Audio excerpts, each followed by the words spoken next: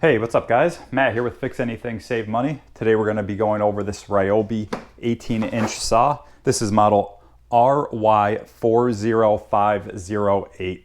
We're going to be showing you the features of this saw, and then we're going to be showing you how to change out a blade and just kind of everything about this saw. So it'll answer hopefully any questions that you guys might have. So you can see it comes with a really nice hard case. We'll show you, the little tricks how to open it, how to get it out. So first things first, to open it, we're just gonna open these latches, lift up. This is the battery charger right here. This is the 40 volt, 5 amp hour battery that it comes with. And now to actually get the saw out, there's just a little trick to it. There's a little door right here. You just wanna open that little door up like that. And then you can lift the saw straight out.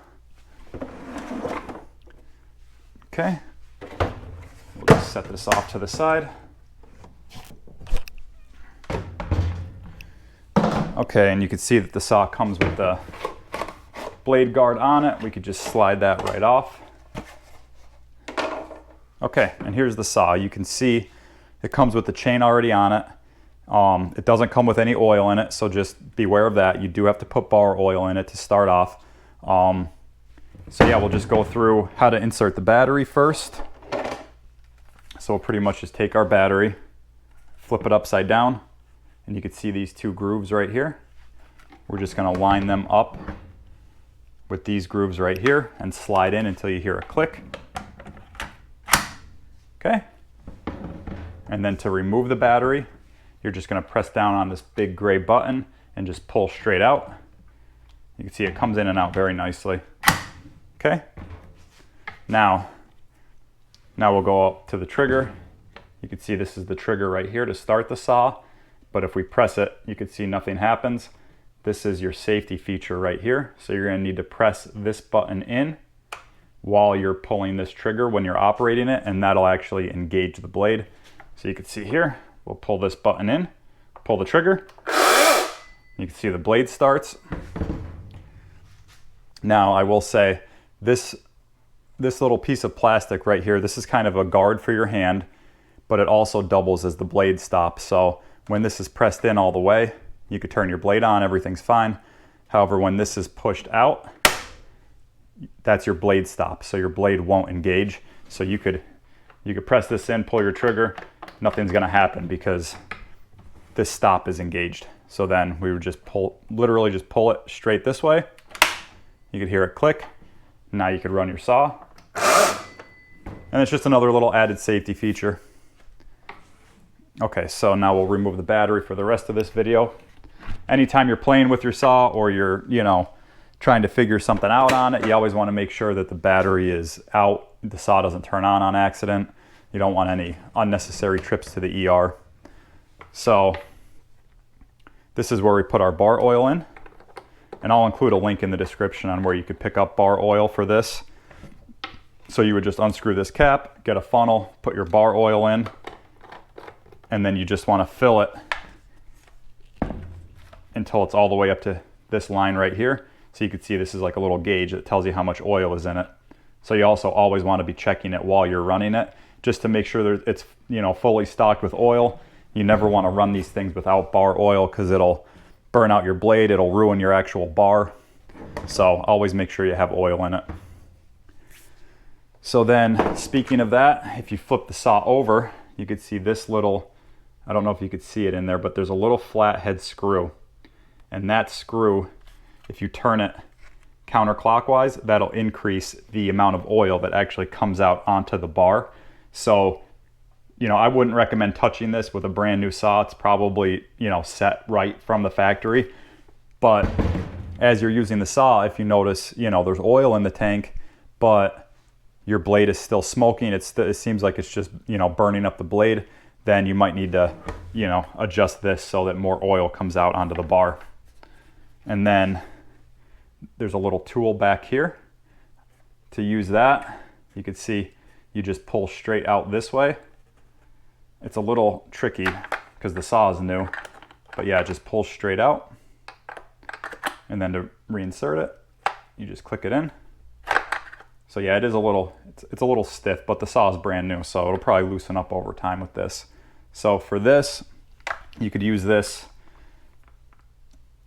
to increase your actual amount of oil that comes out onto your bar. And then you could also use it for the second half of this video, which is going to be how to remove this plate and actually remove the blade and change your blade out. So I'll show you how to do that now. I think we went over pretty much everything on this saw. We went over how to start it, the stops, all the safeties on it. So now we'll show you how to actually remove the blade.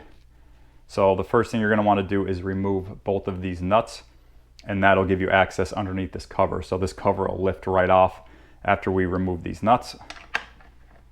So to remove them, we'll just spin these counterclockwise. And it's usually a good idea to wear gloves if you're going to be doing this. I'm not really going to be touching the blade, but even like just doing this, you know, if this wrench slips off, you could catch your knuckle on the blade and, you know, cut up your knuckle. So kind of do as I say, not as I do type thing. But so we'll remove these.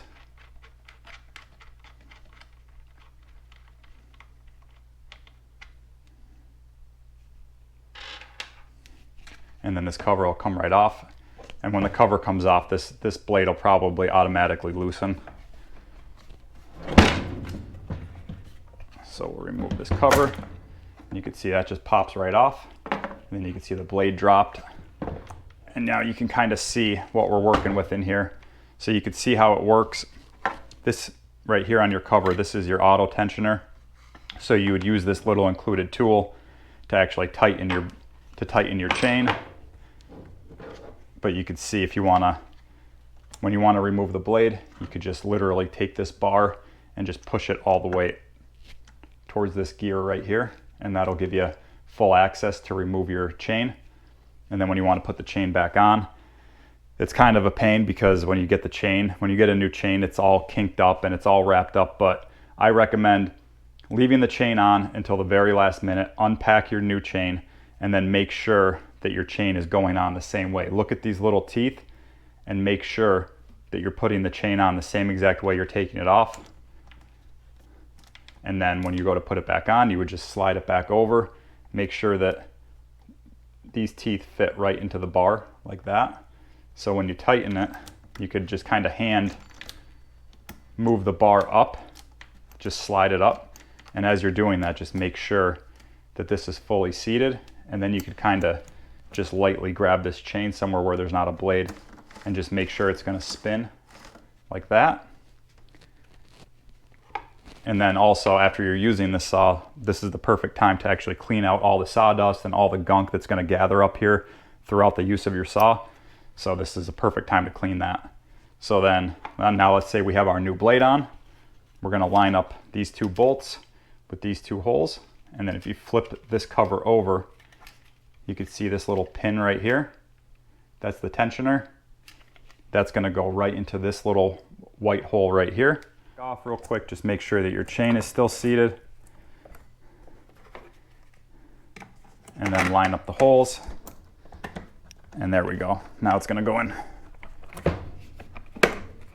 Okay, so now it does take a little bit of finesse to get it in there, but you can see now we have enough room on the bolts to get our nuts on. You can see our blade is pretty tight. It's going to spin for us. So now we just want to tighten these down just by hand tight for right now, because we're going to want to tighten our blade up. So you can see it's pretty decent right now, but we'll just tighten it a little bit, spinning it clockwise. And now you might be asking, like, how do you know whether or not the blade is tight enough? That's a pretty common question. And the way the manual describes it is you just don't want any sag in the bottom of the chain right here on the bottom of this bar. You don't want this chain to just be sitting like that. That's way too loose. So you want it to be up into the bar just on its own. And if it's not, then like I said, you just rotate this clockwise it'll tighten the chain.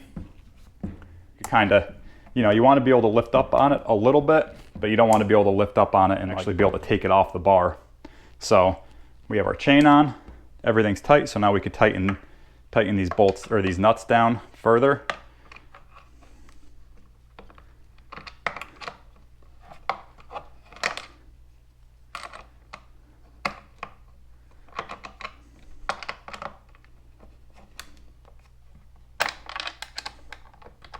And I like to always just kind of tighten them, give them a couple cranks, and then move to the other one. And you really just want them, you know, you don't want to over torque them. It's just sitting into plastic, so you don't want to crack that plastic housing. And then you just want to make sure your blade's seated, everything looks good. And then just put a battery in. Well, we could put our little multi-tool back. And then we just want to put the battery back in and just give it a little light test. Make sure that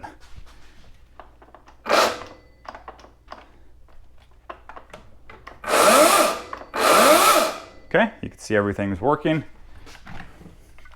And yeah, guys, that's pretty much it for this saw. This is the Ryobi RY40508.